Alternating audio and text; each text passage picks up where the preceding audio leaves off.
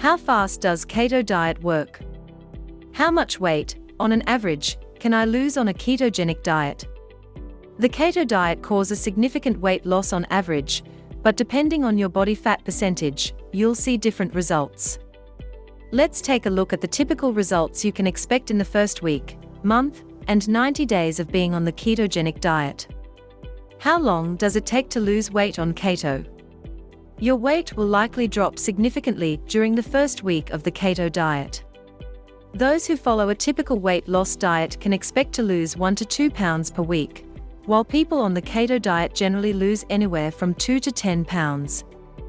While this is amazing, for most people, a significant amount of weight loss during the first week is from water, not fat, because carbohydrates will cause the body to hold onto water, increasing the amount of fluid in your body. After your body is done with the carbohydrate reserves, it will use the fat stores for energy. Once you've made the adjustment and are sticking to a healthy diet, your body will be burning fat for energy. The average weight loss for people on the ketogenic diet is about 4 to 10 pounds per month. After 90 days, you will likely see some significant weight loss results while on the keto diet.